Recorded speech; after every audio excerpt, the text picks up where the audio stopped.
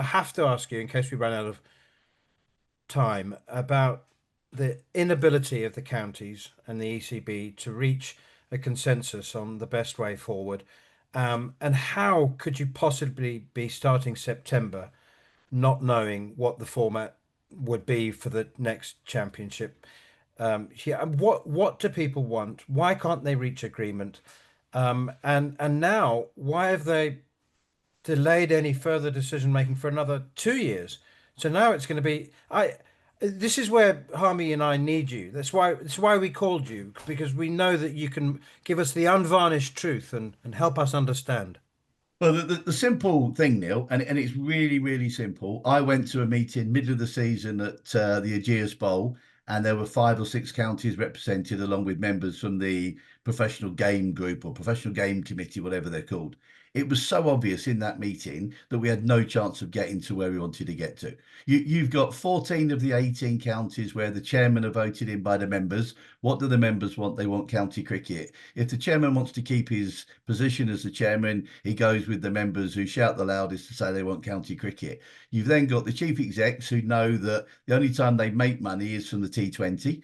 And at Hove, we have 7 games a year where we make money. It was just when I was at Kent, it was exactly the same. We only make money at the smaller clubs, the non-test match grounds, when you have T20s. So there are clubs that want 10, 12, 15 home T20 games. You've then got your directors of cricket or your coaches who say, we want slightly less cricket to make sure we've got our best players available for longer and we can do more practice and preparation to make the game a higher level of skill. So within each county, you've got your 3 main people who can't agree on the way forward. So what chance have you got of getting 18 people around the table, 18 clubs? And you've got some clubs, you've got, I know from my time at Warwickshire, the 100 has been fantastic for bringing in extra supporters, new members, extra revenue to the club. You've got test matches as well. You've got finals day. So you've got the Edgbastons, the Ovals, and probably Lancashire at one end. Then you've got some of the smaller clubs at the other end. It's like having Harrods and your corner shop sitting around a meeting room trying to decide on what your business plan's going to be. You've got no chance. And if you've got your 3 main people at your club who can't decide, how on earth are you going to get the whole of the English game? There has never been a better time, Neil, for English cricket, with every county going to get a minimum of £23 million available. Money is now not the issue. What games you play are not the issue. What should be the issue is what is the best thing for English cricket at this time. And unfortunately, the great brains around English cricket couldn't agree, and they were never going to agree, Neil. This has been going on for too long, but there has never been a better time in English cricket with the money that's coming in to make common sense decisions based on what is the best thing for the game. I'll give you another example. As soon as the Players Association and the PCA has gone from strength to strength, is one of the best things we have about English cricket. But as soon as the PCA put out statements saying they want to reduce county cricket by a certain percentage, all the chief execs do is say, well, if you want to cut back 15% of your games, we'll cut back 15% of your players on your staff. And so therefore you have that issue as well. Do we play too much cricket? Maybe we probably do. Do we play our cricket at the wrong times? 100% we do. I'm just saying there to Harmy about our planning for county cricket. We're going to have 6 games in April and May, and we've got 4 games in September. So 10 of our 14 championship games are going to be decided in April and May and September. June, July and August, where we should be playing our best county cricket on the best pitches possible, we're not. We're playing one-day cricket. Why not play one-day cricket in April? My suggestion was to play the One-Day Cup in April and to make sure that you can play on the best pitches. You can produce a really good one-day pitch in April, play one-day cricket in April, and then if you want to have the 100, absolutely no problem at all, but have everyone playing it. Have all the other counties playing the 100 as well to give the players the chance to then play at that in the 100 competition. And the T20, yes, we want it in as much holiday time as possible, but the championship has to be played in key times of the summer, not bookended at the end of the season where the ball nips all over the place. And, then we have the argument with Keysy about whether we want to play with the Kookaburra or Duke's ball. I understand why Keysy wants to play with a Kookaburra, but as counties, we want to play with the Dukes.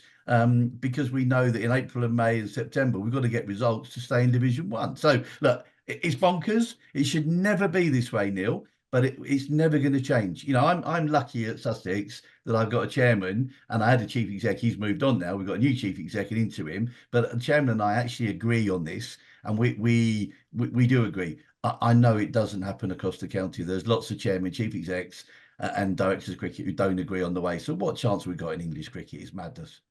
Yeah, I mean, I couldn't agree with you more there, Fabi. I'm old school as well. I think some of the pitches in April, at the start of April, when the groundsmen have had 5 months, 4 months to get their grounds right, they're the best pitches. So let's play Yeah, one day cricket. I know members will not be very happy sitting in the freezing cold watching a one day game, but at least you'll have a decent surface. I mean, I think English cricket missed a trick when they went to about the 100, and they knew the 100 was coming in, and they were going to change the constitution of English cricket.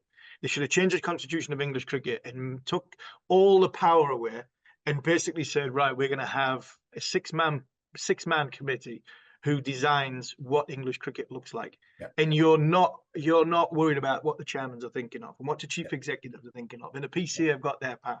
When people ask me, I'll go, well, we could be playing 16 first-class matches. And they go, well, that's far too much cricket. I say, no, but to have a competition which is fair and even, you've got to play each other twice. So fairness, Absolutely. so that's 16.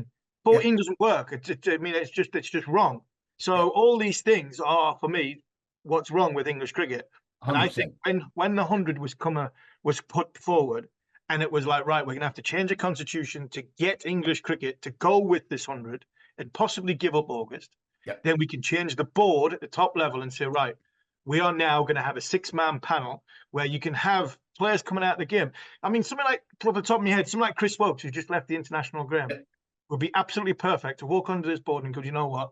The best thing for the modern generation of English cricket needs to be like this. yeah, And they have the argument, and they put the 100%. proposal together, and they set what English cricket looks like. And I think because of that, I just think we're going, like you say, you're going round and round circles. English cricket was in such a mess when I first started playing in 1996. And I reckon in 20 years' time, when Manners has watched even more Test match cricket, it's still going to be a mess. I But agree. The Constitution, though, the point that you make about the Constitution is the most important thing. yeah, Until that changes, until it's an independent group looking at the county season, it is never, ever going to change. I've been very lucky to be involved since the age of 18 in and around county cricket. And we're having the same arguments, the same conversations we've always had, but it's so parochial. The thinking is always about what's best for my club, what's best for my position, as opposed to what's best for English cricket. And the ECB showed their hand straight away at the start of this process when they said, we're handing this over to the counties to decide, because the ECB didn't want to be the people to make the decision. And they hide behind the fact they say, oh, well, you have to have, a minimum of 12 counties to agree to any change or whatever it is, whatever the number is. They knew that we weren't going to agree. They didn't want to be the bad people. So therefore, they've said, well, we'll hand it over to the counties. And then all they can turn around and say is, well, the counties couldn't agree amongst themselves. Well, of course they can't. And they knew that before we started. The only thing that we've changed is we've taken 2 games off the T20 schedule next year. That's the only thing we've changed. So hopefully we won't have the daft situation we had this year, where we finished a game at Hove just after 10:30 on the Friday night and started at 4 o'clock the next day in Cardiff. I mean, absolutely ridiculous. No wonder we had 2 people pull calf muscles. And that was just me going up and down the stairs. But you imagine it's ridiculous, isn't it? You get on a coach at midnight. We drove to Slough. We stayed in Slough for the rest of that night, got up the next morning, and then we get a coach down from Slough down to Cardiff, and we play a game that afternoon. And it's no wonder we had 2 of our best batters got injured pulling calf muscles. It's madness, and that's supposed to be elite level cricket. And when you hear the club saying, "Oh, our ticket sales are down in T20 this year," I'm not surprised, because they're not seeing the best players, they're not seeing the best teams, and they're not seeing the best level of competition. And that's why I say, English cricket, forget how Keysy and Brendan pick their team, right? They pick their team how they want to. There's never been a better opportunity as an English player to understand how you need to get in the England team, whether that's Test match cricket or T20 cricket. You play for the team, you know how they want to play, you know how you want to play it. But English cricket is continuing to produce so many talented players. despite the system. You know, they're not coming through because it's a brilliant system. They're coming through because we've got so many talented kids coming through our system who want to play. And that's where the 100 has done a brilliant job. You know, the 100 has done everything that it was supposed to do. And I know a lot of people give the 100 stick, but it was supposed to bring new audiences, new families, you know, into the game of cricket. And it has. It's done a brilliant, brilliant job. But we've got supposedly some very intelligent people at the top of our game who just can't seem to agree because it's very parochial and it's all about what's best for them as opposed to what's best for the game. And in that, Neil, I think is our answer to the question you posed. Yeah, and I think, you know, I've been a knocker of the 100. I just don't like the format. I mean, everything else that you've said is perfect. Until it goes to T20, you'll never convince me that it's the right thing. But I Yeah, think when it comes to it, you talk about, Keysy, they wanted to play with a Kookaburra ball. Yes, that's fine, great idea. yeah, But then your players that you want to see play with a Kookaburra ball ain't playing with it. no, So what's the point? You've got you want to play with a Kookaburra ball to get fast bowlers in. It's no point an 80-mile-an-hour, 75-mile-an-hour ball with a Kookaburra ball on a pitch which is so. These are the little things I think, and also just to, there's a couple of things before I throw back to Manners.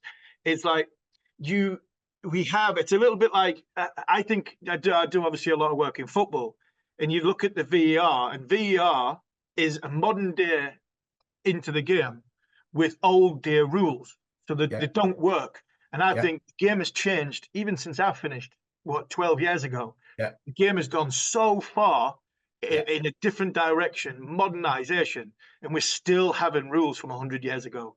And I think 100% agree. until they get married up, until they change, we're going to go round in circles and circles.